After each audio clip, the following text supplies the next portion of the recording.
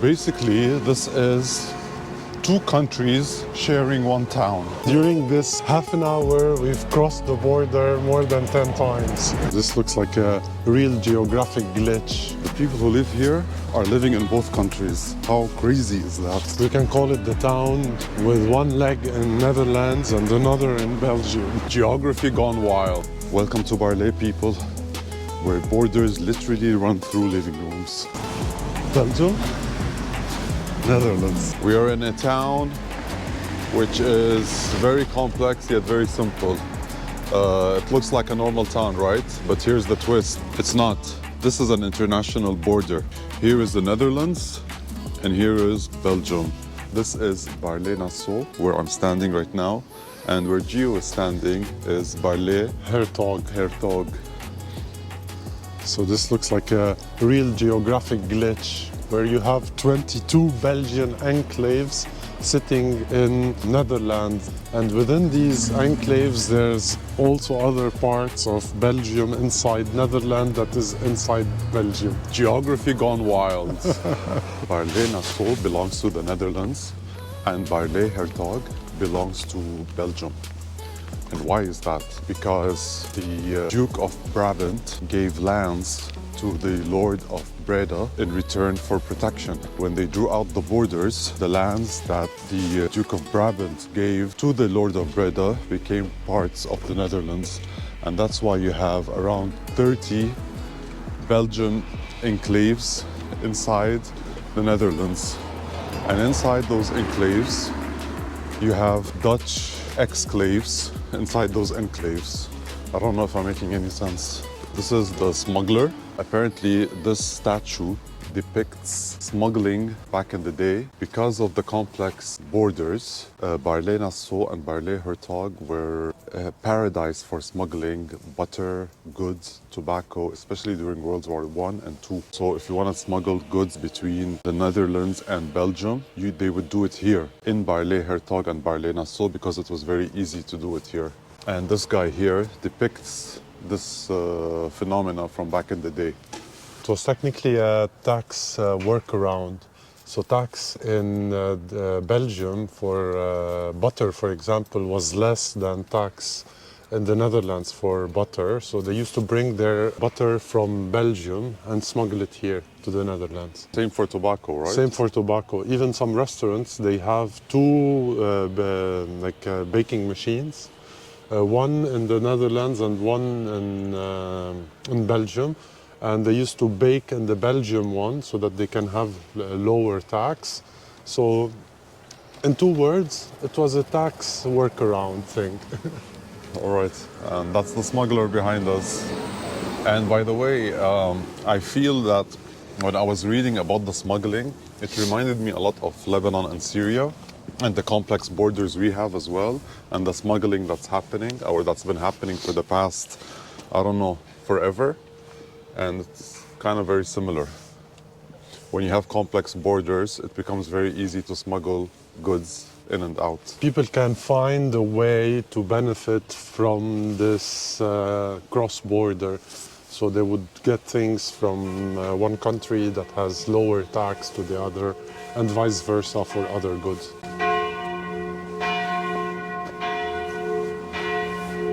Basically, this is two countries sharing one town.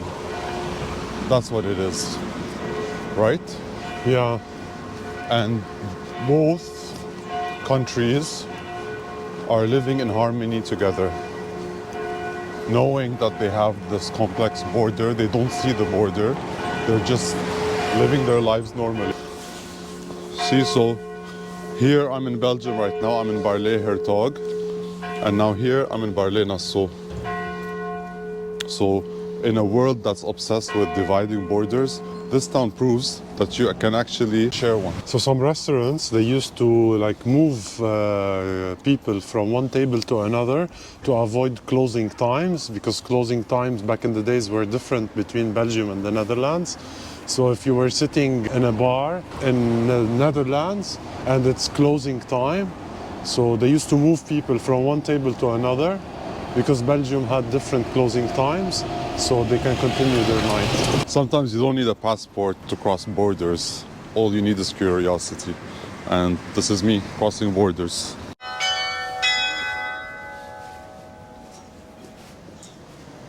We've reached the house, or the migrating house.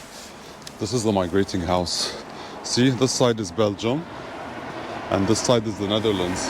And what did this house do? They moved the door from here. They replaced the window with the door. So basically the window is in the Netherlands and the door is in Belgium. Why did they do this? Because they wanted to remain in Belgium. They didn't want to be in the Netherlands, so they moved their door.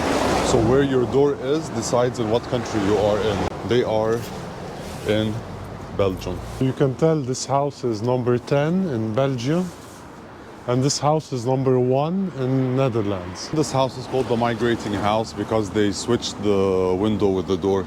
So the house kind of literally migrated from one country to the other. Every house has a flag outside its door to tell you which country it belongs to. Again, for example, this house here belongs to Belgium. See?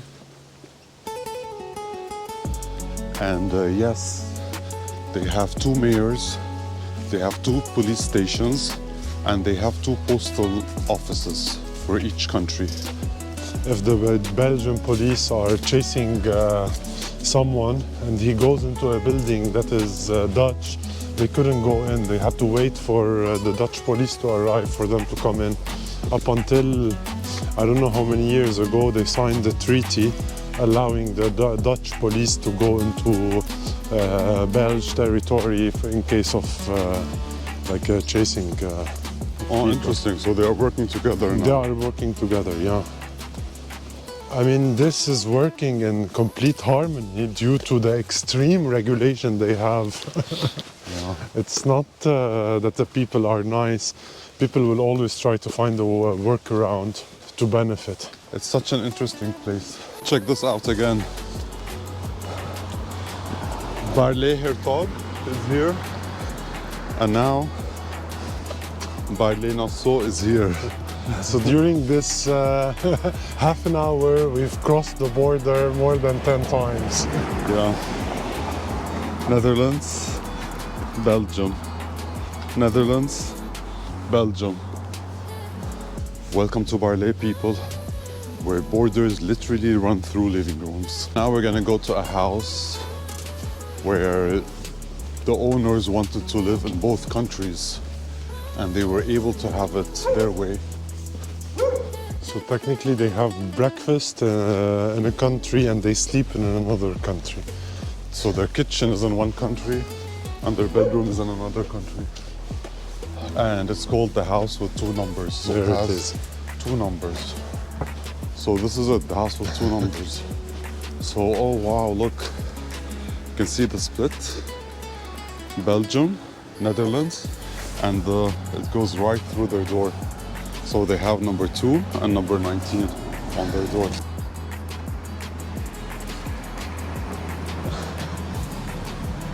And they have 2 ring bells. Oh yeah. So the people who live here are living in both countries. How crazy is that? Their kitchen is in Belgium, I think, and their bedroom is in the Netherlands. So they sleep in one country, they eat in another country. Crazy, crazy, crazy. So see, I'm in Belgium. And now I'm gonna jump into the Netherlands. Belgium, Netherlands.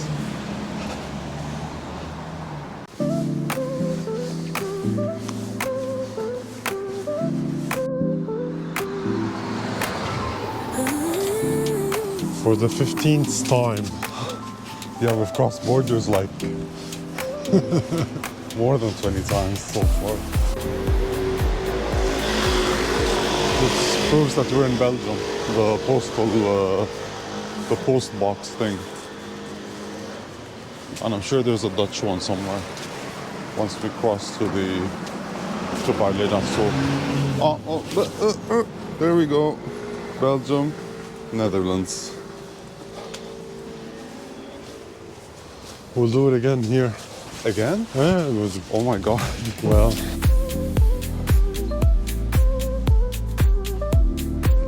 We just crossed into Baarle-Hertog again. I mean, this is Dutch here on the other side. Oh yeah, you can tell from the numbers. And this is Belge. And here we're in Belgium. So you have ads also. Like these are ads, Belge ads. This is another monument here. I think it was done in 1987. No, sorry, it was done in 1944. 1944. And what I love about is this woman standing here, protecting them all or saying no for them all. She's just standing there. I love it. It's beautiful. So this monument is called Monument to the Executed. So this monument was created in 1949 by 49 or their mayor. 44. It says 44. Well, it was created in 1949 to remember the 10th of September 1944, which is in memory of the 3 executed of Baarle who were executed on September 10. Why were they executed? It doesn't say. Are these the 3 who were executed? This guy here Yeah. with the gun and these 2 guys? And why is she standing there like protecting them or saying no or something? It's nice, it's beautiful. It's a small town, it's not a big town, but you have all the necessities. There are bakeries, there's Albert Heijn, there are restaurants, coffee shops, cafés. And are there coffee shops here? I don't know, I didn't check. I don't think so. No. Should we check? Oh my God, I don't know. Good idea. Okay, so the food arrived. We are at Den Engel in the Netherlands, I think. Right between the borders. We ordered brunch, and G will tell us what we went for. Wild mushroom soup with onions and some bread, bruschettas with pretty flowers, and the tomato soup for nabs. Bon appetit. Bon appetit, Giovanni. Excited to try this, and Yeah. then we'll discover more of Baarle. It's a real mushroom soup.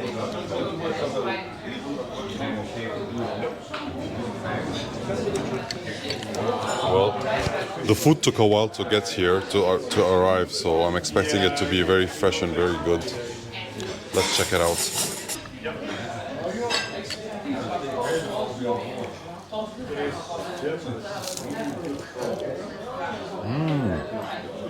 So fresh.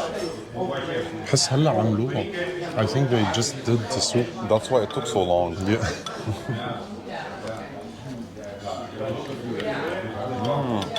Perfect.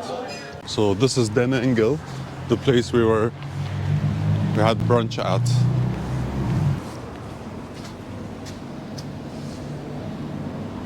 This is the tourist information center. So just one last time before we leave, we cross borders again between the Netherlands and Belgium. Like we can call it the town with one leg in Netherlands and another in Belgium. It's a nice experience. The intricate borders is what makes it very special. Do I recommend you coming here? Absolutely. Yes, why not? Absolutely, yes. Because it's different from many of the other places we've been to. Don't be demotivated that there's no train here. Get on that bus. It's 30 minutes ride. Yeah. It's totally worth it. It was even less than 30 minutes, I think, because it didn't didn't stop stop. on every station. We finally did it. We finally came here. No regrets. So ways to get into Baarle is via bus, either from Breda or from Tilburg. I think both of them take half an hour to get here. And so if you take bus 137, it's from Tilburg, or if you take bus 375, it's from Breda.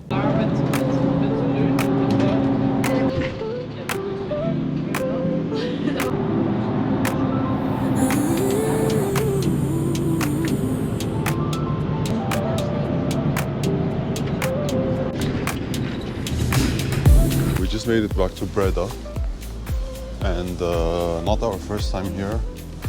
but we'll consider this our first video in Breda. Breda is considered in North Brabant and not South Holland.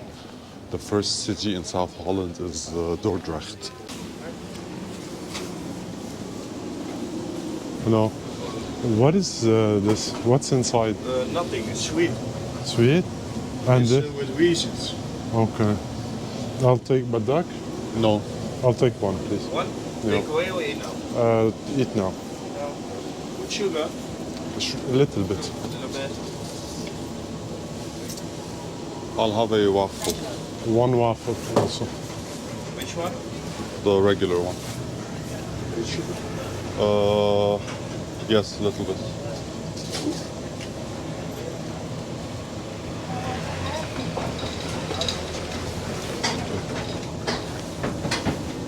What's the total? Card.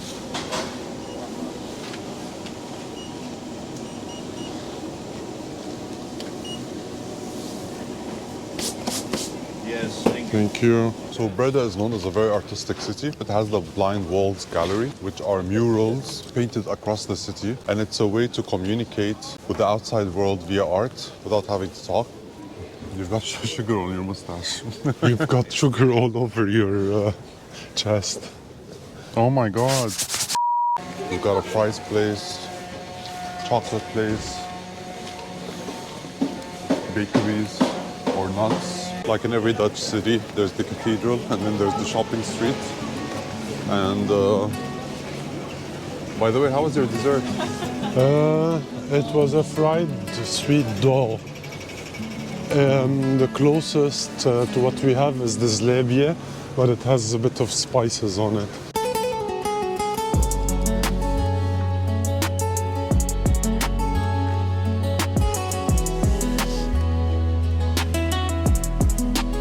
From border lines to bold lines, Breda turns its walls into stories. So every mural in Breda tells a story about its people, its humor, its imagination. It's the way Breda tells its stories to the world. The vibe here, it's calm but alive.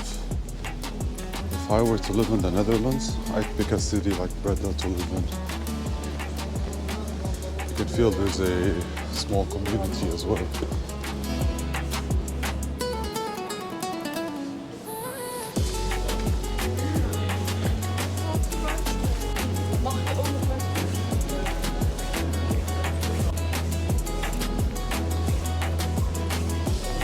We weren't able to catch the murals due to shortage of time, but we were able to catch a bit of the blue hour here in Breda, now that the sun is setting. And it's beautiful. All of the Netherlands is beautiful.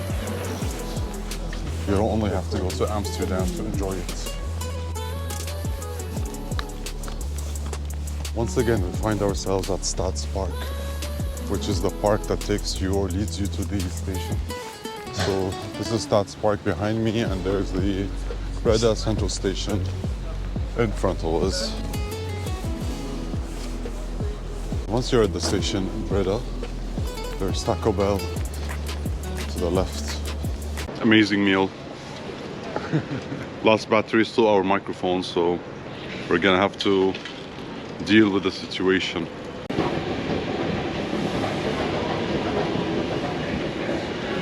Platform 5. We can go to Gouda and Utrecht from here.